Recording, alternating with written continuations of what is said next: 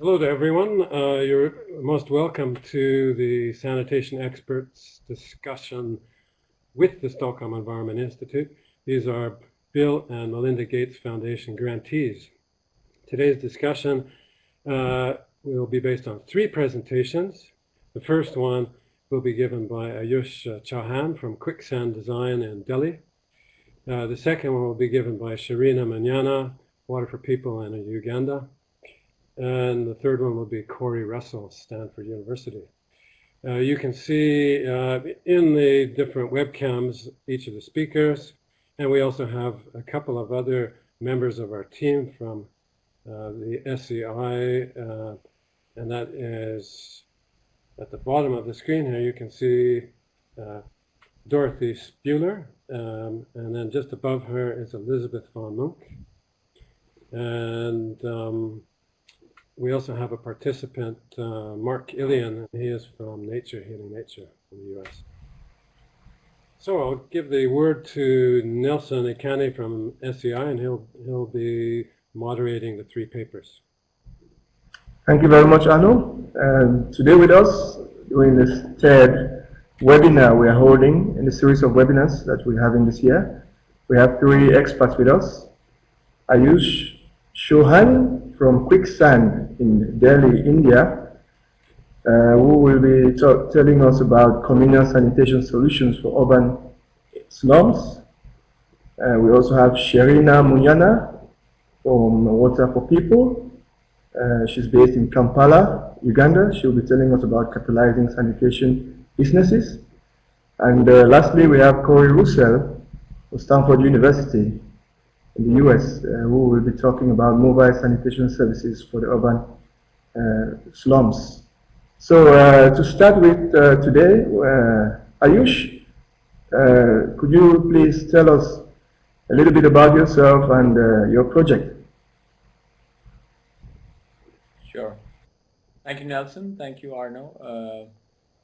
So I'm based in Delhi, and the project that we've been working on for the last 2 years and that I wanted to present today is Communal Sanitation for Urban Slums. The project name that we have for this is Samman, which is actually a Hindi word for dignity and respect. And so that's the project code name that's being used. And you'd see there's a website by that name where you'd find ongoing updates on the project. So I'd encourage you to look at it to know further about it. Next slide, please. Briefly, this project actually started in 2012, but was preceded by something called the Potty Project, which was a year-long ethnographic study of urban sanitation in India. As part of it, the ethnography was conducted in 5 cities, about 30 slums, to understand what were the breakdowns in community sanitation and how could those be fixed. And this was a project with the Gates Foundation. And this actually paved the way for what is now Project Samman. Next slide, please.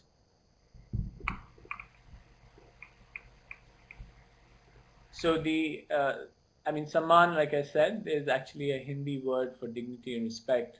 And this project is really an urban sanitation infrastructure project, which has been designed with rigorous impact evaluation as one of the key components of it.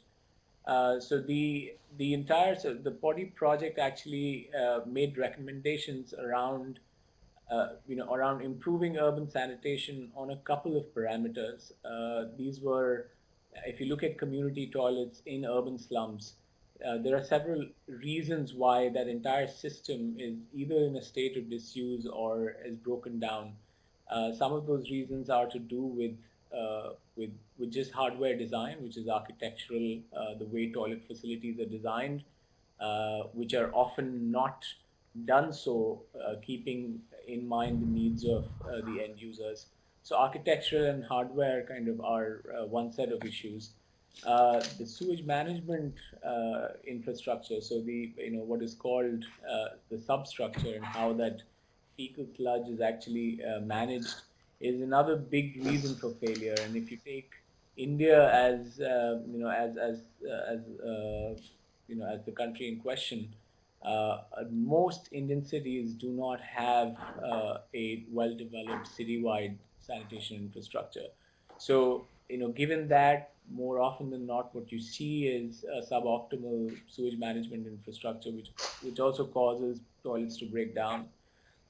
And then if you look at the operation and maintenance models, the manner in which these toilet facilities are priced, the kind of institutions that are trusted to manage these toilets on an ongoing basis, that's another reason why most of these toilet designs are flawed. So there were really kind of these 5-6 parameters that collectively actually became the foundation for Samman. And so as part of this project, next slide, please. So essentially what we're doing right now is we're working with two cities in India, cities of Bhubaneswar and Cuttack, which are actually two cities in the eastern part of the country in a state called Orissa. We're working with the urban local bodies, the city governments, to develop 119 community toilet facilities, community and public. So if you see the slide, it says there are 87 community sanitation facilities and 27 public sanitation facilities in these two cities. To put things in perspective, both these cities had been lacking a community sanitation infrastructure. So these 119 toilets pretty much are going to be the only community sanitation facilities that will be available. So in that sense, for these two cities, this is a very significant project, and for the Gates Foundation and for us as the partners who are leading this, along with the sort of JPAL, which is the lead grantee on this, who are doing a randomized controlled trial. So it's Quicksand and JPAL that are co-leading this project. This is a fairly significant large infrastructure project which will have almost 60,000 people benefiting from it. The other important bit is that it's not just these 120 toilet facilities that we're looking to build as the end outcome. The more significant and outcome with kind of a longer term view is actually scale up of this in other cities across the country. So what we're really trying is with a consortium of partners that involves architects, designers, rigorous evaluation methodologies, the government, of course, as a key kind of partner in this, community organizations, branding and communication consultancy. It's really this consortium of partners that are coming together to hopefully provide a robust, holistic community sanitation model. So our end goal is really to replicate this in other cities, and therefore a very important outcome is the generation of a toolkit that helps urban local bodies replicate this. And just to give you a sense of the timeline, this is a project started in January 2012, and the final results of this intervention are going to be published by end of 2015. Next slide, please. Briefly, without sort of getting into too much detail, the entire experiment, so these 120 toilet facilities are really a sample set, and there are a couple of hardware and software innovations that we are trying. So if you see this slide, what it says is the base layer is basically a basic overhaul that all toilet facilities are getting, which is better architecture in terms of ventilation, lighting, in terms of circulation of people, in terms of aesthetics, which make it more appealing, in terms of a professional branding system that gives the toilet an identity and engages people. So that's the base layer. And then there is an experimental layer. On the hardware side, what the hypothesis is that, on one hand, there could be a basic toilet facility, and on the other, there could be a multi-utility toilet block, which has, other than toilet stalls, has other utilities such as bathing, area for washing clothes, menstrual waste management system, possibly even retail shops. And JPAL is keen to actually see if, when you try these two hardware models, what actually drives uptake. And on the software side, there are two kinds of management models that we're working with. So one is, to contract this out to private contractors, and the other is to actually organize the community to take care of the toilet facility. So that's the other experiment, which is again to see which one actually lends itself to better upkeep and sustainable kind of facility. And then the top two layers, there's a demand generation exercise. So there's an urban CLTS model that will be deployed to actually generate a demand for these services within the community. And finally, I think the consortium is cognizant of the fact that government is a key stakeholder, and unless we build the capacity within the government to manage these facilities, it's probably going to run into a state of disuse. So that's kind of the fourth.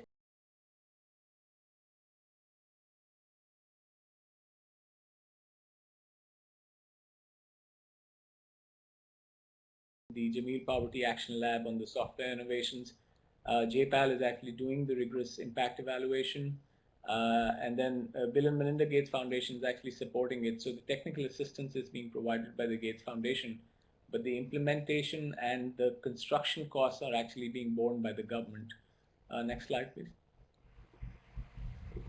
This was just to give you an idea of how how the financials work. So the total project capex is actually about $6 million US. That's the size of this project, of which the government is contributing about 4.6 million in terms of, and this is, I'm talking purely of the construction cost. The technical assistance is something that the Gates Foundation is underwriting completely, but the government contributes almost, upwards of 80% of the construction cost. So that's there's a great sort of skin in the game with the government, and that was the idea. The BMGF grant actually covers roughly about USD 1.4 million.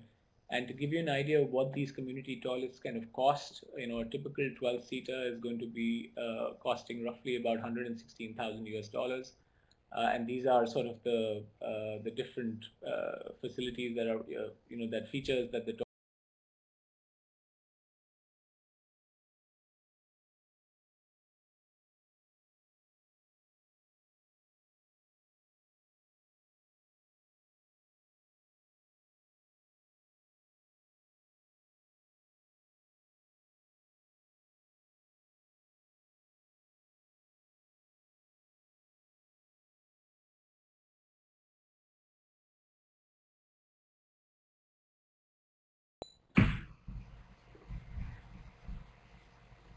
these are some isometric views of that. So this is pretty much about a month away from construction. We're hoping that the construction actually starts in about a month. Next slide, please. And I just want to end my presentation with some of the key challenges. Again, I wouldn't sort of go too much into detail on these, but some things which are pertinent. So, in terms of sewage management, I spoke about that. The city does not have a citywide sanitation infrastructure. And yet, for us to be able to convince the government to actually use an innovative, new, decentralized DWAT system was a fairly uphill battle, because there is no precedence that exists for on-site sanitation treatment, in government statutes, and I think that's the reality of the situation, where these kind of innovations in a and the next point kind of talks about that, which is balancing innovation with public accountability, where the government is accountable to its citizens to provide something, but to introduce something new that is untested actually becomes a big challenge for the government to embrace. So, for us, a big win on the project has been that, roughly about 20% of the sites will get a DWAT system. But if you look at, the scale of this solution, it's quite small, and which basically means that the other 80% are going with what is a suboptimal sewage treatment solution. But that's I think the crux of it. How do you balance innovation with public accountability when you're working with governments? Also, this is a complex multi-stakeholder engagement where the government is a big sort of partner in this. And when we as a firm try and bring a design-led process or something that is a user-centered design, not every partner is design literate in the same way that that we might be. and therefore managing that process in a way that everyone is understands it and is willing to embrace the challenges that process brings is actually another sort of very key challenge in this. So I leave it at that, and happy to take questions and probably get into more detail. Yeah, thank you very much, Ayush. That's a very good example of public-private partnership. I will start with a question, and then I will give it to the floor for others that may have questions.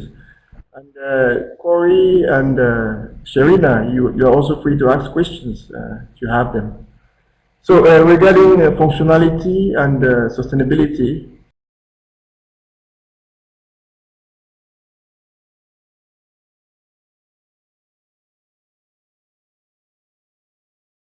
project that you will correct in terms of scaling up that you plan for the future? Right. So I mean, I begin by saying that the lessons that we have are probably only from half the project right now, because the implementation is still a few months away. The toilets are still to be deployed. So most of our lessons are around the first stage of design and planning this with the government. And I think for a project of this scale, where you are in a sense prototyping at scale, it becomes extremely extremely difficult when you have to take on a large infrastructure project like this without actually iterating before, or without prototyping at a smaller, without having the opportunity to prototype at a smaller level. And I think that's one of the things that we've also discussed with the foundation is, when with the government, unfortunately, most things start at a fairly large level, and therefore it's important to stage a project like this, which is to start at a more controlled, manageable prototype, get your learnings in quick, and then actually plan the experiment and the scale up. So that's one very important sort of lesson.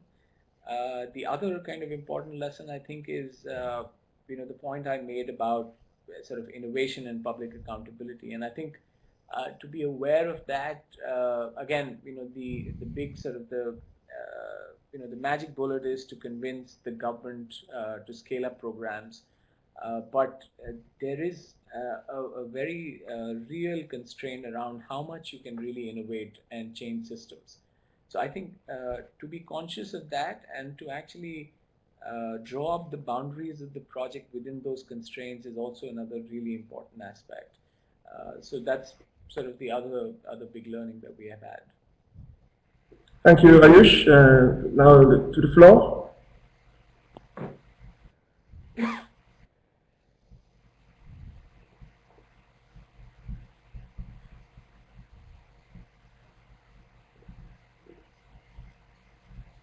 We have some questions here from three people: Francis de la Reyes, Sharina, who we lost her camera, and we have Elizabeth. So we can take Francis right off the bat, and we'll just make sure that she is well connected. Just back to her. Arno, I lost your voice there. So.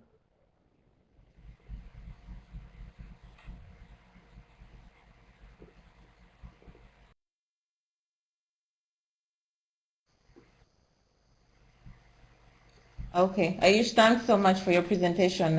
It's really quite informative.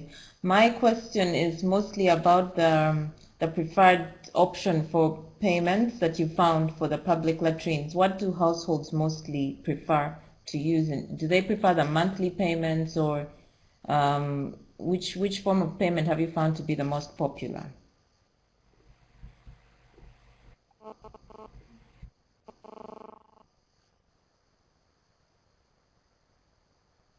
Right. Okay. So that aspect of the project is still under design right now, but I can just share some insights from the body project, which is when we did the ethnographic investigation. And usually there are two kinds of toilets. So the distinction is between a public toilet, which is usually in a marketplace used by a floating population, and a community toilet, which is in a slum used by the residents. In a public toilet, most of the systems that we had observed and which were functioning quite well was paper use. So, anything between what would be 2 rupees to 5 rupees, depending on whether you're using the facility for just defecation or you're also using it for bathing.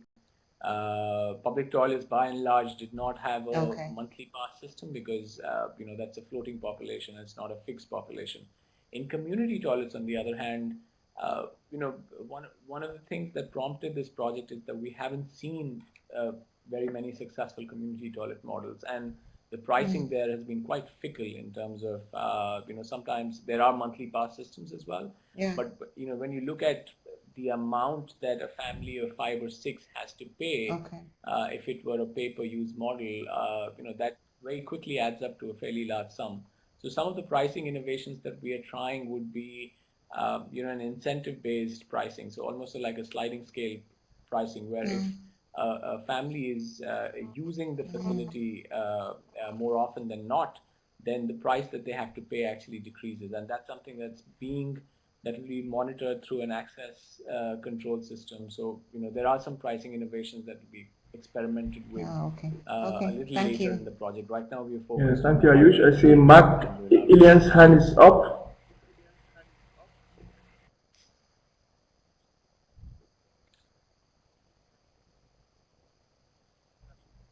Yes, thank you. Ayush, I agree. It was a very good presentation, and I wish you the best of luck in your project. It looks very innovative and big. What I wanted to ask you about is the infrastructure with regard to the sewage problem that you're going to have. Is there an infrastructure I understand this is in a slum area of the urban zone of the city. Do they have any type of municipal trunk lines that you can tie into? Or are you going to have to haul this off with trucks and have a infrastructure to do that? That was my question. Could you repeat your question, Mark? I'm sorry, you dropped out on my end. Please describe the infrastructure for the sludge management. Is it tied into an existing city system, or do you have to haul it off by trucks, and what are your plans to deal with that? Sure. So, and I see Francis's question is the same, right? So I'll tackle both of them. The city has a citywide sewerage network that is underway right now. When we got on board in the project, the way it was structured was it was the city the city council's responsibility to provide a functioning citywide sewerage network and a centralized sewage treatment plant. Both the cities have a huge sort of grant under which and a loan from several international institutions that is actually funding the development of a citywide network. The problem is that that project for the scale, and these are two large cities, and actually even tier 2 towns in India tend to be fairly large. So that project is actually riddled with delays and a few roadblocks that the city government has to clear. The challenge for the project was to actually find an interim solution which would not compromise the eventual public health goal of the project. So the DWATS clearly kind of handles that for 20%. What we were actually making a case for was to have this DWAT solution in all the sites, but that couldn't happen.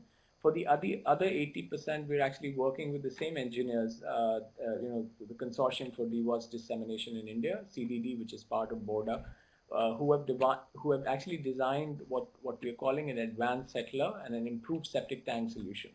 So this is not, it's not as good as, it doesn't get us, anywhere close to what DWATS does. But what this does is, it is going to be handled through vacuum trucks, which will desludge the septic tank. But it is also linked to an improved percolation pit, and the byproduct of the septic tank actually goes into the percolation pit and percolates into percolates underground. So that, in some sense, is the is the only interim solution that we could come up with. So it's not the most optimal, but I think with the citywide sewage network due to come in the next possibly 3 to 4 years, all these toilets are being designed so that they can be post facto fitted into the citywide sewage network. So the entire planning takes into account that there would be a sewage line that will be coming close to these toilets, and that's how the sites have been identified. So there is some planning there, but I agree it's not the most optimal. But there are other goals that we're trying to hit with this project. Thank you very much, Ayush. Long term, there is any other questions? to get connected to a citywide network. Thank you. So if not, then we move to Africa, Kampala, where we have Sherina, who will tell us about catalyzing sanitation as a business. Okay. Sherina, the floor is yours. Okay. Thank you.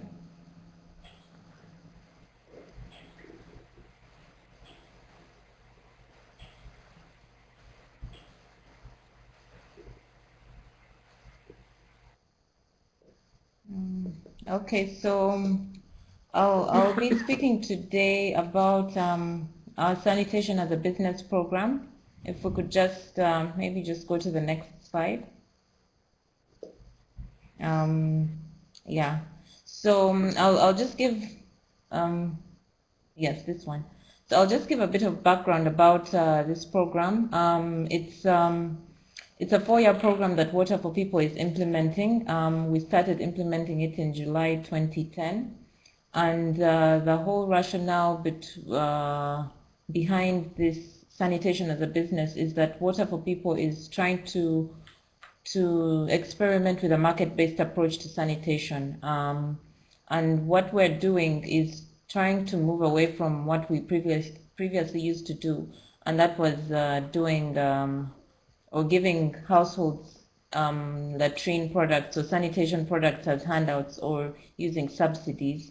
And what we found was that this was proving to be a bit unsustainable, because once the subsidy from Water for People would end, then the communities and households that we had given the latrines would not really take full ownership or any kind of ownership, and would just sit back and wait for the NGO to help them with different things like either maintenance. So we decided to move to using this approach, and we're experimenting it in 7 countries in Africa, Asia, and South America. In Africa, the 3 countries that we're doing it in are Uganda, Rwanda, and Malawi. In Asia, we're experimenting it in India, and in South America, we're experimenting it in Peru, Bolivia, and Ecuador. So again, what the main emphasis with this approach is trying to focus on the private sector as the main driver for sanitation, rather than households depending or relying on either NGOs or subsidies to solve their sanitation problems. So the main rationale is to try to work through the private sector to support sanitation businesses, and then try to help them by beefing up the businesses so that they can then provide affordable sanitation products or services to households. Next slide, please. Okay, so just like I've mentioned, when we were trying to implement this approach, we realized that instead of working with the NGO as the main face of Water for People, since we were trying to push it out as a market-based approach, what we decided rather to do was to identify private sector business development support firms to be partners in each of the countries that we were implementing this program. And by working through these BDS firms, what we were trying to do is then work through them to identify different sanitation business models in each of the countries based on needs identified through market assessments. So for instance, if in urban slum areas in Kampala, what was identified as a major problem was that because of the way the urban slum areas are structured, most of the households have latrines that fill up quite quickly, and there's no space for the households to be able to build new ones once they fill up. So what was identified as an ideal business model for this structure was latrine emptying as a business model that could be pushed out so that these latrines could be emptied and then could then work to help households by offering them affordable ways to empty their full latrines, and in this way help them to have access to a sanitation facility by emptying a pit that would otherwise have been unusable. So what we were doing, or what we are doing in this approach, is rather than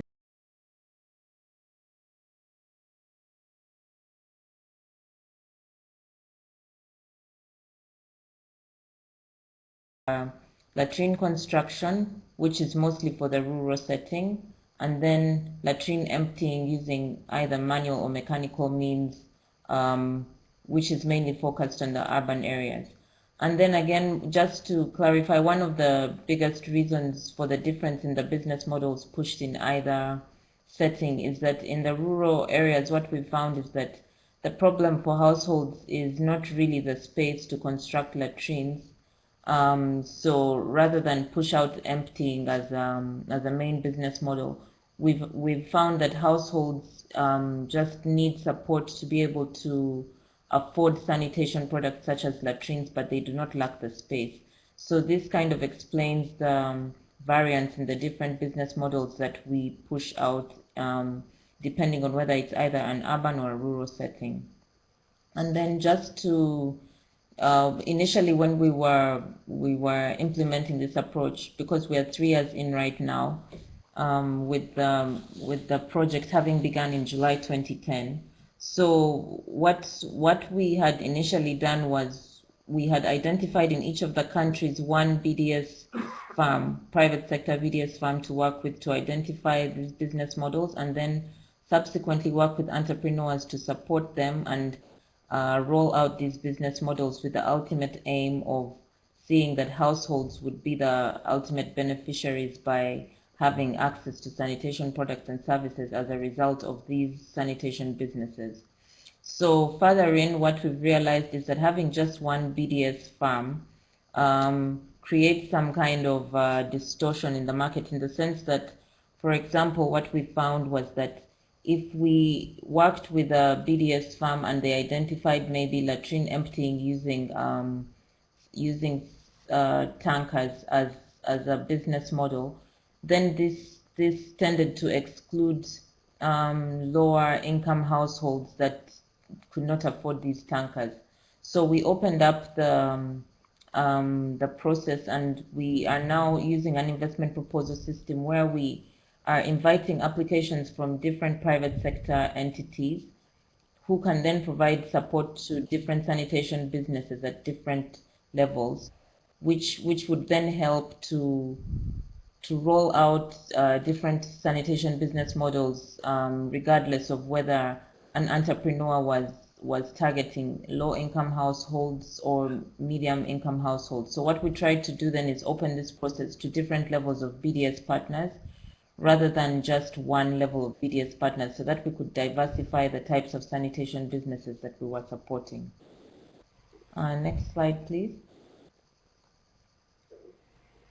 Okay, so I'll just give some highlights of the main achievements that we've realized to date in the 7 countries that we're working in. So to date, since we began implementation in July 2010, we have identified and are currently working with over 50 sanitation enterprises that are lying in both the latrine construction and emptying business models. And these enterprises have subsequently offered employment to 100 people in both of these sectors. It has also resulted in over 7,000 bathrooms being built, and over 300 pits being emptied in the areas that the pit emptying has been supported. And what this means is that it has not, these bathrooms and emptied latrines have not been as a result of NGO subsidy, but more as a result of facilitation of households to use their own income to access these sanitation products and services as a result that they've been made more affordable by the fact that we have supported these sanitation businesses to offer more affordable solutions. Then another big achievement that we have had is that we are currently working through local savings cooperatives who we have identified as partners in rural areas. Now, how this works is that instead of expecting households to have enough funding to be able to construct a latrine, what we're doing is working through these local savings cooperatives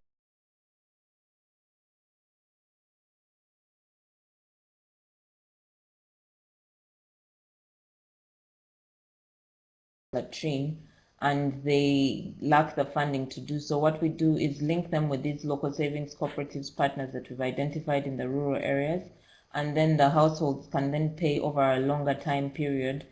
But what that means is that they'll be able to access a latrine that they can use, which they would not have been able to access without this intervention in having a loan given to them. And then also another big achievement is that what we're starting to see is that the private BDS farms that we're working with or partnering with, which initially were only doing this sanitation work because of the support we were giving to them financially, these private BDS farms are now investing their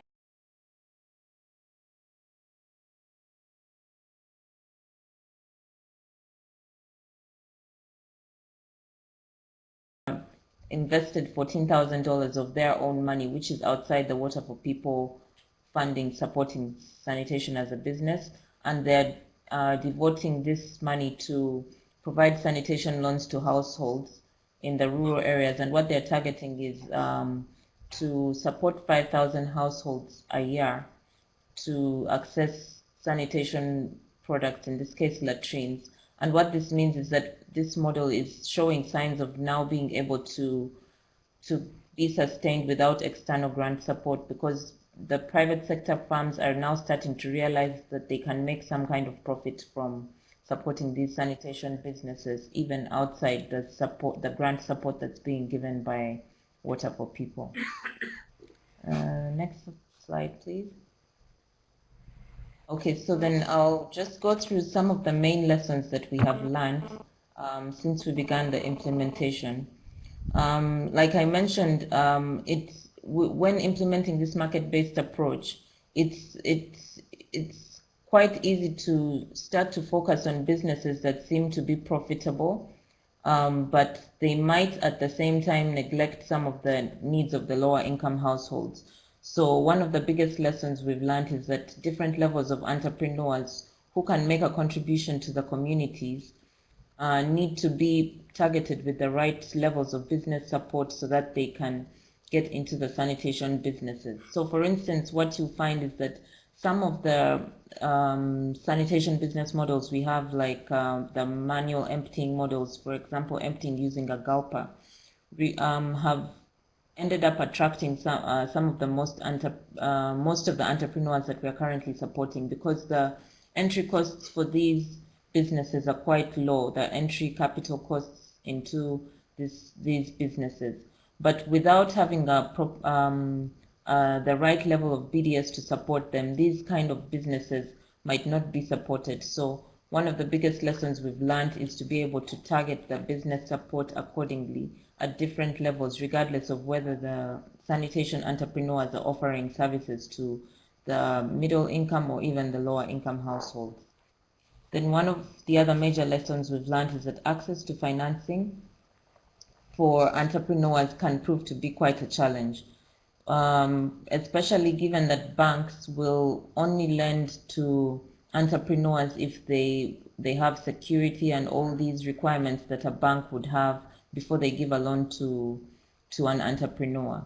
So we've worked with the entrepreneurs and worked with them to get business support, and they have reached a level where they are now opening bank accounts and formalizing their businesses, and are now at the step of approaching banks for loans to be able to expand and offer services, for example, to more urban slum areas with pit emptying. But then what the main challenge that they face is that when they get to the banks, it's difficult for the banks to provide them with loans when they don't have, for instance, 2 years of audited statements showing the profitability of their businesses, even when they have tried to formalize their businesses. So what we have realized is that there's need to think of creative ways to bridge this gap. So what we're trying to do is try to, for instance, work with entrepreneurs and pull them together to form an association, and in this way, as a group, try to approach the banks and then get a loan for the association as a group. Then similarly, the financing for households is also a major challenge, and as I mentioned, that we're working with local savings cooperatives to avail loans to households for sanitation products. But what we have realized is that these local savings cooperatives are capitalized only up to a certain level, and they might get to a point where they have several applications from households in the rural areas for loans, but they are at the same time not able to meet these needs because they are undercapitalized. So what we've realized is that there's need to kind of create some kind of bridge to this gap so that the different households can be financed through these savings cooperatives that can be able to subsequently lend to the households to access the sanitation products. Then technology, again, we realize is a critical component in the market-based approach, because what we have, or what our experience has shown,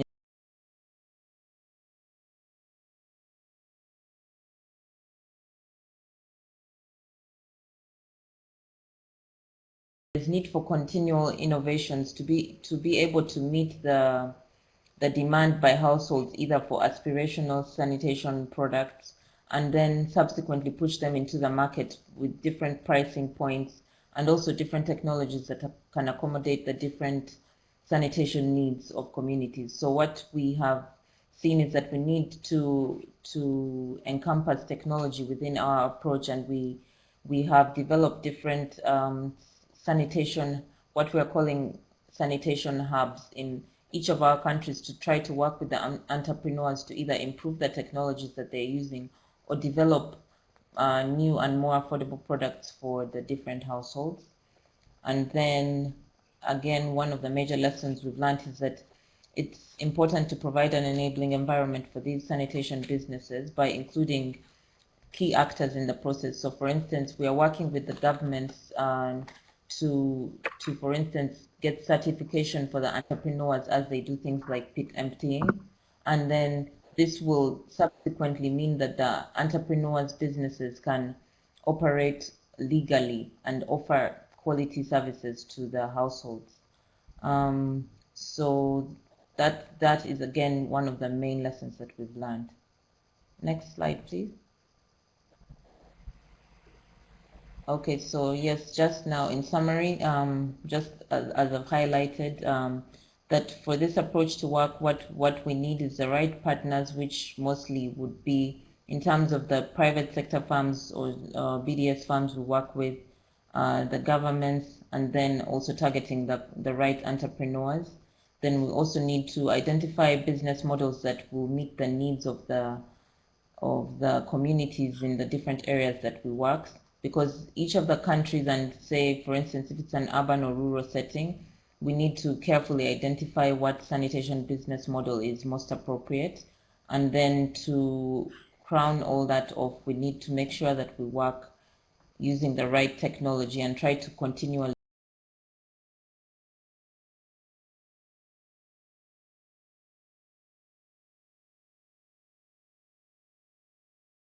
Next slide, please, which is just some links to where you can get some further information about all the different businesses and all the different partners we're working with in the different countries. And I'll be happy to take any questions now. Thank you. Thank you, Sharina.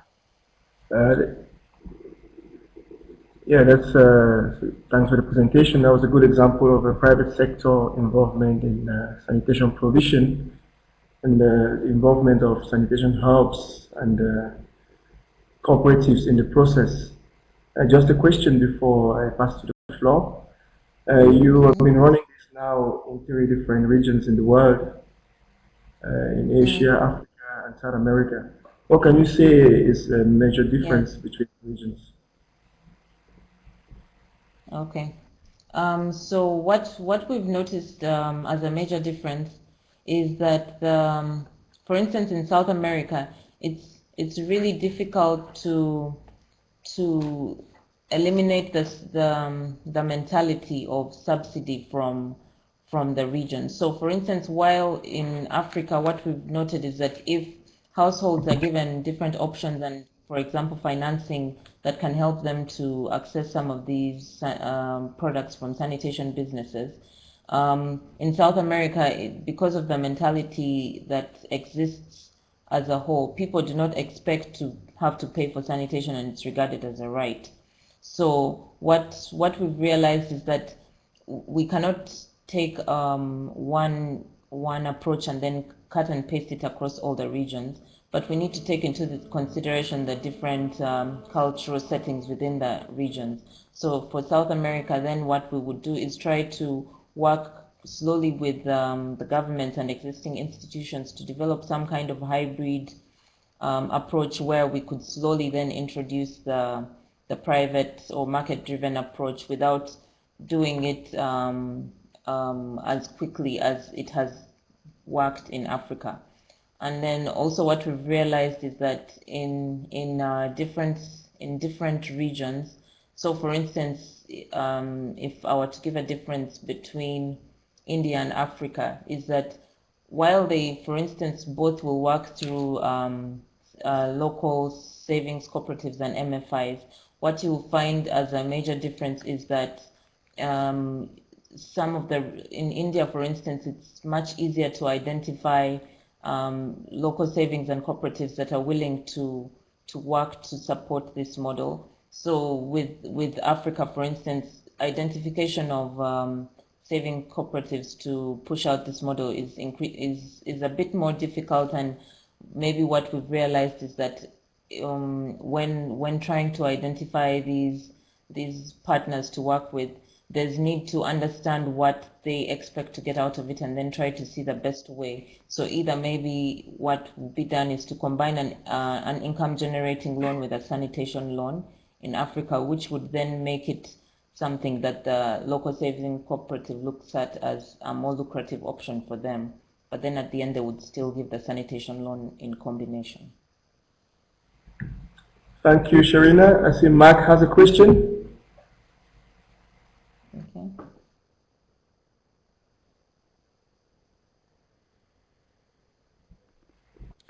Thank you, Sharina. That was well done. Best of luck to you. I sure like the idea that you're doing such a global impact, too.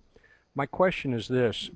When I've worked with folks like IDE, World Toilet, Watershed, some other ones in Cambodia and Southeast Asia, there still seems to be a barrier or a difficulty with addressing the poorest of the poor, the ones with an income of less than $200 a year that can't even afford a free interest rate loan, for that matter. They are the ones that are typically handicapped, even though they may have their own house, and no farmland whatsoever, so there's no income for them. Are you finding that your system has a floor, if you will, of a certain amount of income or a poverty level to where this model is not working? Or are you blending something into it to address the people that are the poorest of the poor? That has indeed been quite a challenge, because what we've found is that with the business models which expect whether it's a reduced payment or even something made more affordable, when you look at some communities where their earnings are completely below level, it makes it really difficult to push out a market-based approach for them. But what we're trying to do is to work with governments. So for instance, one of the things that we're trying to do in the urban slum areas if there are certain households that do not have access, say, to latrines or even in the rural areas, what we're trying to do is see if we can work with governments to maybe dip into what is as a microfinance, what is a microfinance support center, and this can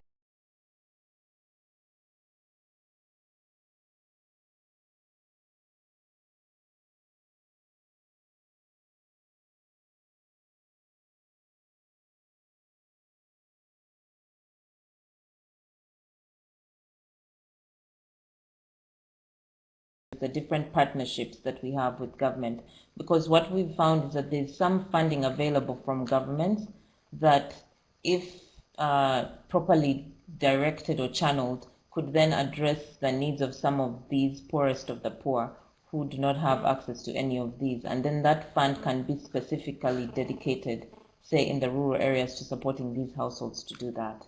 But that is work in progress, and it's something that we're trying to do within the next phase of our program. Yes, Dorothy, I see you have a question.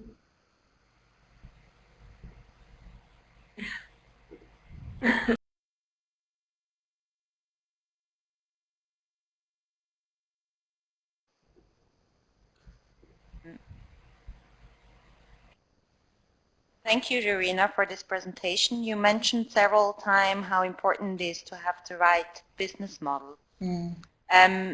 Now, when you talked about the business models, if I analyze correctly, you have the costs, which are mainly labor costs and investment costs for constructions, and then you have revenues which come from payments for these constructions or services, either from different institutions or different setups.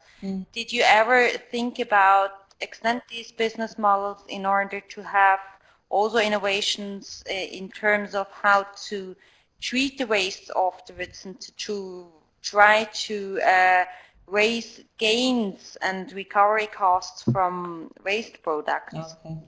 Yes. Oh, so yes, Dorothy, that is actually one of the things that is encompassed under our technology component. We are trying to work with the technology developers to come up with waste treatment systems. So one of the things that we're trying to do in Rwanda right now is a mini DWAT system with which we are working in partnership with the BDS farm Boundless that we have over there.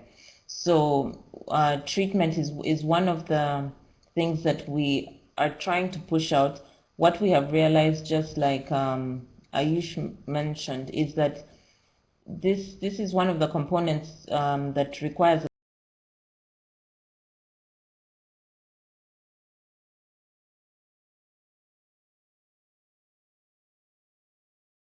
down this process for the treatment is that the government needs to be able to allocate land to Boundless to be able to put up a treatment facility. So the treatment is one of the main components that we're trying to factor into this process. But one of the major stumbling blocks we've had is the delays that are encountered as a result of working with the governments to put this together. And in addition, is that the costs of putting together these treatment systems or treatment plants are a bit higher than some of the other business models that like construction and emptying, but it's still one of the areas that we are developing under our technology component that I had mentioned. Okay, Matt, you still have another question?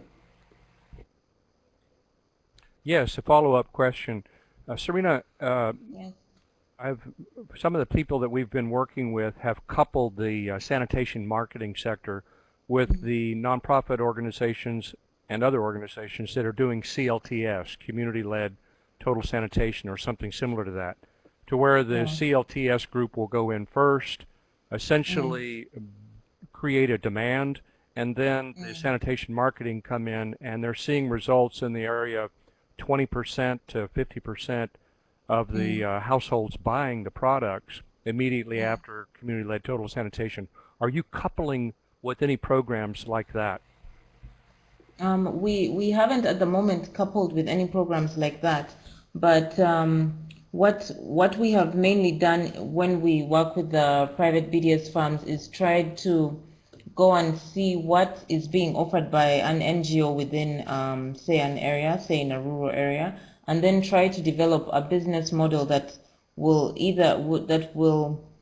try to support the work that's already existing within that district. So we pick specific districts that we work with, and I think that the idea you bring up is one that we could consider as well. But what we have been doing up to the stage we're at is worked with the private BDS farms to conduct market assessments and then work to supplement efforts of NGOs within the districts that we're working in, and then try to put up models that will support or work alongside these models. So if it's something that is, say, offering a latrine product, then it's something that is in supplement of something existing within the community. But what you mentioned is quite a good point, and I think it's something we would like to explore as well. All right, Sharina, just one more question before we proceed. You mentioned Rwanda, and I know there's the community health clubs are increasingly being very active in Rwanda. Are you working with them? And if so, how? Yes, we are. We are actually, because in Rwanda, actually, Boundless that we are working with as our BDS partner has in the past worked with community health clubs. And like I mentioned, for each country, what we try to do is work with an approach that supports the activities within the country. And Boundless has previously worked with community health clubs, and this is one of the things that has provided them with the ability to identify better ways of intervening in the communities. So we are working with the community health clubs as well.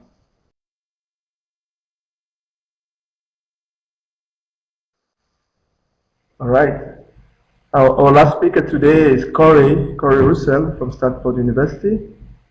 Corey will tell us a little bit about mobile sanitation services for dense urban slums. And I guess you have your project in Haiti. Yes, that's correct. Thanks so much, Nelson. So before I start, just a quick thanks to the Bill and Melinda Gates Foundation. We had a GCE phase 1 for this part of the project, and we're in the process of a phase 2. And also a special thanks to our partner in Haiti, Soil, who has been great throughout this process. So the development and testing of a cartridge-based or container-based mobile household sanitation service was really our project objective. And the motivation behind this is there's kind of a gap in the sanitation options menu. In certain areas, public toilets can often be unsafe or unavailable at night. Pit latrines, depending on the circumstances, can be expensive, prone to flooding, and hard to empty if it's too dense. And additionally, we're looking at illegal or informal communities where you have a high turnover rate. So people are coming and going at a high rate, and so they're unwilling to invest in permanent sanitation solutions. So our goal was really to create a household level service that can follow these users, shift away from a model that focuses purely on hardware installation and then emptying months or years later, to something that's with the user throughout the sanitation experience. And so the way that we did this was by creating a low-cost toilet that could be deployed to households, that could move with the user. And then they would pay a low monthly fee, no upfront costs, and that would pay for collection service in a sealable container. This is a urine diverting dry toilet. And then those containers or cartridges are taken outside to in this case, this was Soil's composting facility outside of the community, where a back-end product with treatments and production of what in essence is a soil amendment could be sold and create a secondary stream of revenue. Next slide, please. So the methods that we were using was really focused around user-centered design, a randomized controlled treatment study with household surveys, tracking of digital and paper-based tracking of waste streams, and also community engagement. And Soil did set a really good foundation for this kind of community engagement, so the community had buy-in. We were tracking waste from both public toilet blocks and from these household toilets so that we could compare the two. Next slide, please. So we started back in September of 2011. We did about 6 months of toilet design iteration in the communities, then continued on with service testing iteration before producing the toilets in the local environment. And this was about $75 US per unit for these locally produced units. We then started a 3-month trial where people did a free trial as kind of an incentive to join. The households that were where toilets were deployed, so kind of a control and treatment setup, were randomly selected into the process. We did operations monitoring throughout this 3-month trial and then had a follow-up survey to see what the effects were. At that point, Soil then began to phase in monthly payments and is continuing to operate this to this day and planning to expand the service at this point. And the demand has been quite substantial. We've seen there's a waiting list right now of over 550 households waiting to get on this service and start paying. Next slide, please. So one of the key takeaways that we found with this is if you focus primarily on the right-hand column in both the baseline and the follow-up, at baseline there was very low satisfaction. Somewhat are very satisfied. We're only in the high 20s to low 30s for households. And that stayed the same for our control cohorts in the follow-up. However, those that received the toilets, we saw a huge spike in satisfaction, up around 87% were satisfied. Additionally, pride. People had very low levels, even lower levels than satisfaction and pride in their sanitation situation. And that spiked upwards of around 93% were proud of what their sanitation situation was after joining this service. Next slide, please. So really I'll finish up with what the lessons learned were and some open questions as we move forward with this. What we've found is that there is a very strong demand in these sorts of dense, urban, informal settlements for a pleasant, convenient, and more importantly, aspirational sanitation experience. But in order for this to work, there needs to be hardware that is aspirational. And there needs to be a service that's professional and reliable.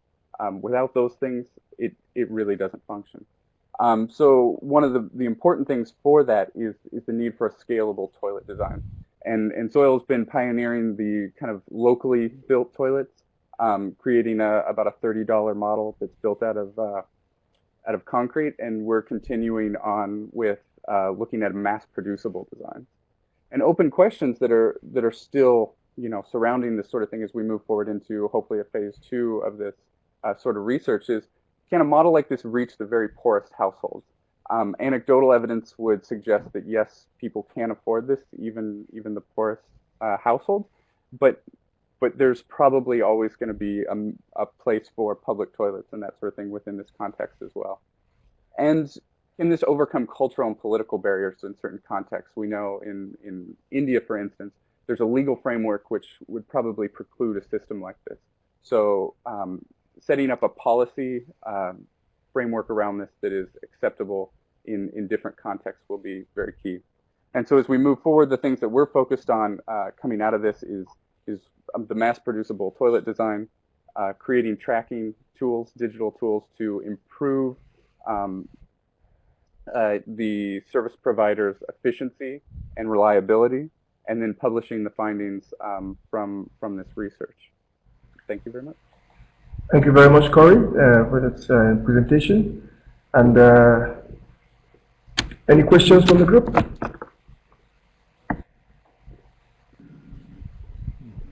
Francis has a question. Yep. Yeah, can you hear me? Yes. Okay. I guess in Haiti, this is a urine diverting, so it's a dry cartridge toilet, correct? Correct. So when you say aspirational, is there a drive towards using, more water flushing type systems? And I guess, yeah, go ahead. Yeah, so there's definitely this and this has been something that we've found as well in other contexts. Is there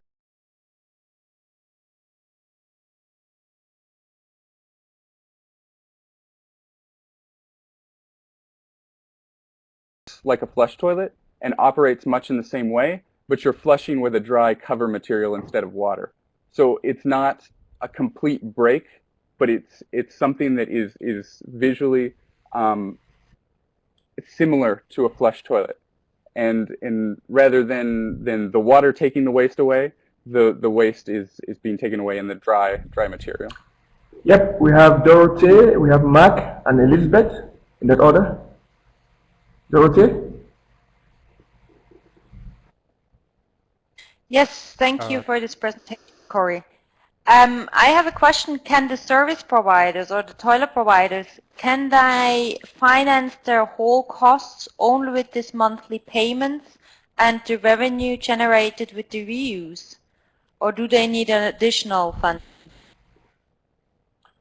You can completely, and one of our goals in going forward is looking at this question more thoroughly. Other providers that are doing something similar, which we've been collaborating with and talking with, such as Sanergy or XRunner or Clean Team, they are covering all their costs from the user fees. One of the things that the open question that I was talking about, where you ask if can it reach the poorest of the poor. In order to get that user fee down, having back-end resource recovery, where you have a second revenue stream, is really essential to getting that price much, much lower. At present, with a lot of these situations, it really depends on how much the market in that unique area will support the sale of back-end products. In a number of places, there's a really good market for the back-end products, and so you can have low user fees and cover all your costs. But it really is market dependent how high you have to set that price. Mark? Thank you, Corey. Would you please discuss a little bit about the sludge disposal? Sure. So basically, you have the container or cartridge within the toilet. After each use, it's covered, much like it's basically your urine diverting EcoSan toilet in a lot of essence, except for that cartridge and container is removed from the community. It's sealed and removed from the community and then taken to a central processing unit. So what Soil is doing is they have a full composting unit that's outside of the city so that it's not in contact with the community.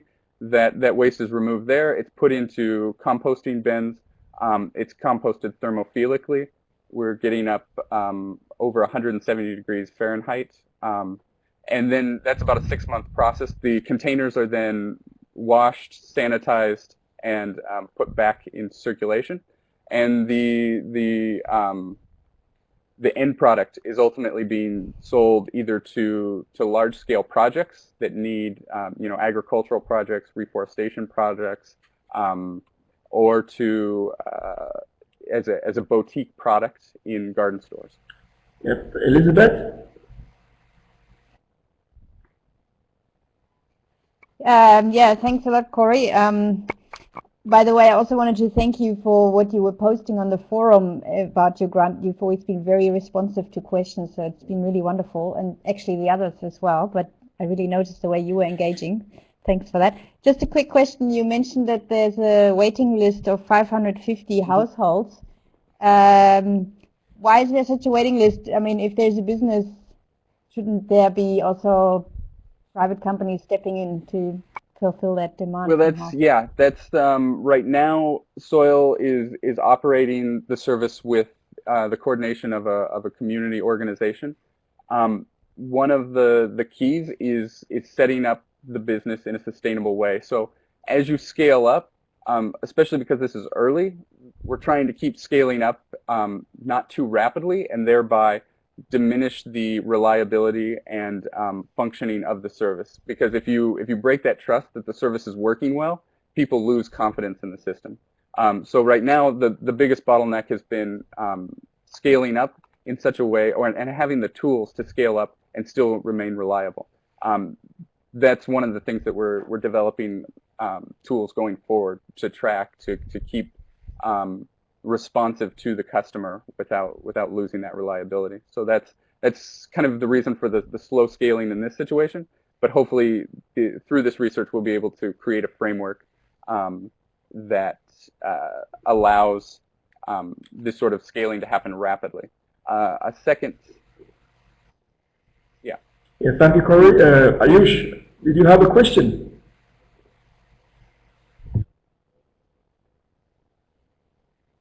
No, I think it got covered by what Mark asked. I was interested in knowing about the All right, thank you very much. fecal sludge management. Yeah, and I would just add to that as well. The system can really plug into a number of different back-end resource recovery. It doesn't have to be composting. It can be DWAS. It can be biogas. Different back-end sort of processing. So we really want it to be kind of flexible to fit whatever is the most appropriate back-end technology to make the system run. All right, I think Mark is up again. A follow-up question, Corey. Thank you. In Haiti, there are still a few IDP camps. What is the application of your product for emergency response? Yeah, it's something that we've been looking at. Specifically, we've been collaborating with Sanitation in Kenya, who's working in some camps there, and Soil has a long history of working in camps in Haiti as well. The application is potentially that when we do have a mass producible toilet, you could set this up and run extremely rapidly, and basically have people get their sanitation at whatever temporary shelter they're in, as opposed to having communal toilets, which in camps can often be a very dangerous place to go, especially at night. We're very much in the early phases of this, and it's always a logistical challenge to roll things out like this, so we want to make sure that we have it down really well in a less challenging environment than a disaster first, before really pushing that aspect. All right, thank you, Corey. Arno, we've... Okay. I think I'll tie up the package, and thank you all very much for this very, very inspiring session. We went a little bit over time, but I think there's a lot of richness in the material. And as you know, it's been recorded and will be put up on the SuSanA forum. And you can see the address down at the bottom of the screen there, and on YouTube, of course. So I'd like to thank Ayush, Sharina, and Corey for your papers, and the rest of you, Mark, Francis, and the others that have been online to listen to this. And we'll see you again on the SuSanA forum, as well as the